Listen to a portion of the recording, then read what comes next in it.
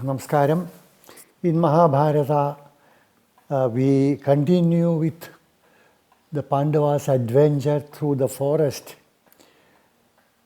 And we finished narrating the killing of Baka, the demon. In this context, just as a recapture, we are still in the first parva, the Adi Parva of Mahabharata, in that we covered a few sub-parvas.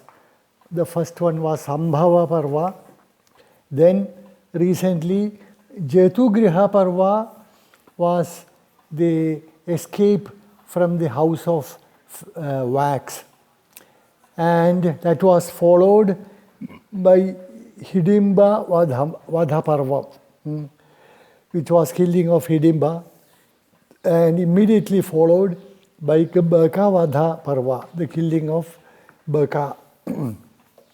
And then they started for the Panchala kingdom to attend Draupadi's Swayamvara, which was, they came to know through a passing Brahmin and also directly from Vedavyasa. And in that, there is an encounter with a Gandharva by name Chitraratha. And that chapter, that parva is called Chaitraratha Parva. And the next one will be Swayamvara Parva, but we haven't reached there. And this Chitraratha, after being defeated by Arjuna, there is one thing that Arjuna used the Agneya-astra, the fire arrow, the arrow which generates fire. And the Gandharva had no answer for that. He was defeated by that. And they became friendly. The Gandharva had no ill feelings to Arjuna. In fact, he only had admiration. Then, while they were chatting, the Gandharva addressed Arjuna as you Tapatya. Hello Tapatya. That's how he addressed Arjuna. And Arjuna was never addressed as Tapatya. So he asked, why do you call me Tapatya? What does it mean? Then the Gandharva said, that was your ancestor. Did you not know? You had an ancestor by name Samvarana. And Arjuna wanted to hear the story, so the Gandharva started narrating.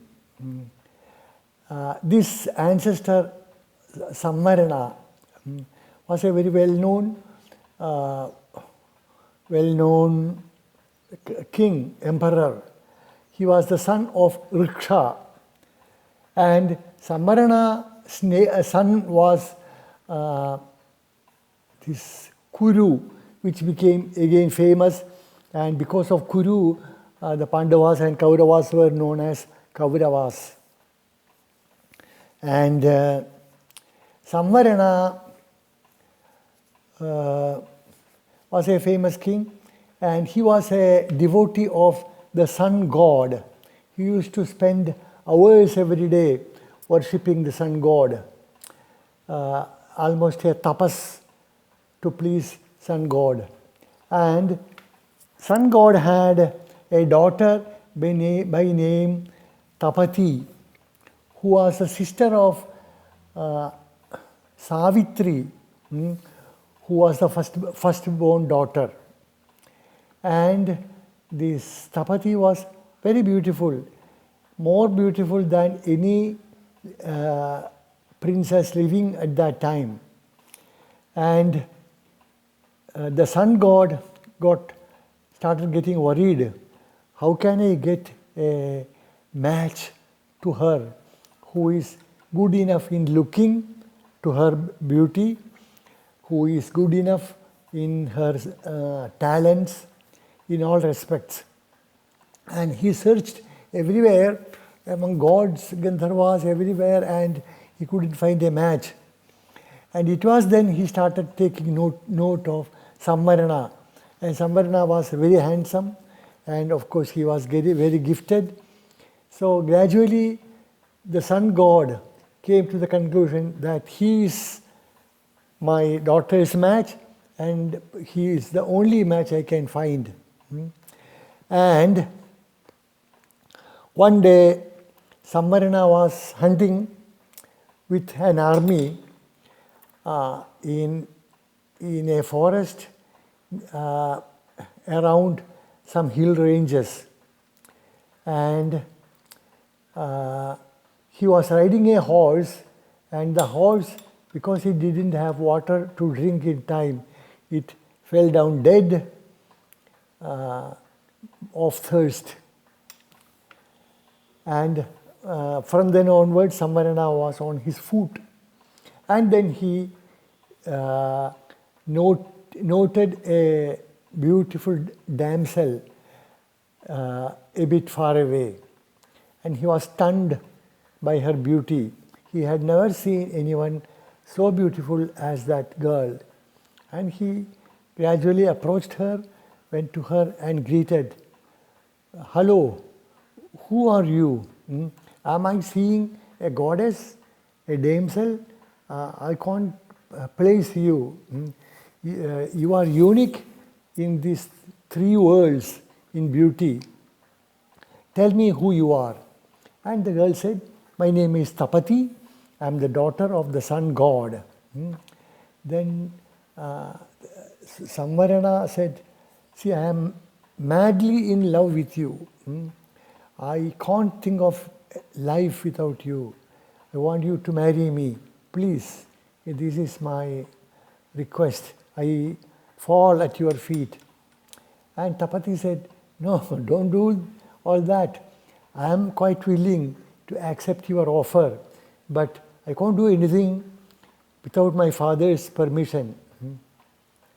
You know that girls are in the father's hand until marriage, and then she becomes in the hands of the husband.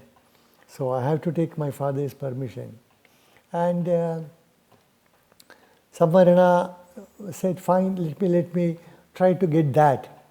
And then he thought of Vasishtha, who was the family priest of this dynasty for several years at the time of Yayati, and from then onward for several generations Vasishtha was the family priest, and he was no more, but he must be in heaven. So Samvarana started meditating on Vasishtha, and Vasishtha sensed that he was being prayed at. So he came down and asked Samvarana, "What can I do for you?" Then Samvarana said, "This is the situation.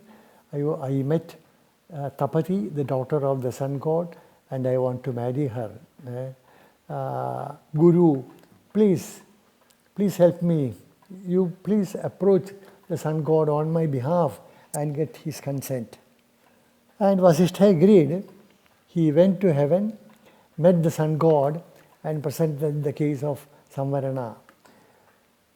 Surya, the sun god, had already made up his mind that that was going to be the fate of Tapati. And he, "Okay, I have no objection. I hand my daughter over to you, and you please take her to Samvarana." And Vasishtha did appear before Samvarana with Tapati. And he was very happy. They were married and they lived happily. and to them Kuru was born. And there ends the story of Tapati and Sammarana, which is an important story. One of these great poets, probably Kalidasa, has written works on Tapati Sammaranam, on the love story of this pair. And after saying this, Chitraratha continues saying that Arjuna, you must have heard about Vasishtha and his enmity with Vishwamitra, another sage of eminence. And Arjuna wanted to hear that in detail. And Chitraratha went into that story. Vishwamitra, in fact, was not a sage, he was a king. He was a king and ruling a country, and he used to go hunting. One day, while hunting, he went with an army, big army, and everybody was very tired, and they were in deep forest. They couldn't find anything to drink or eat. So they started searching and found a hermitage, and which was the hermitage of Vasishtha. So they went to the hermitage and requested for some refreshment, anything, because they were hungry, thirsty, and tired. And Vasishtha said, okay, give me some time, I shall entertain you. And within no time, sumptuous repast, sumptuous food was arranged. Food, drinks, everything. And Vishwamitra was surprised. We'll continue the story tomorrow with this Vishwamitra Vasishtha story. Namaskaram.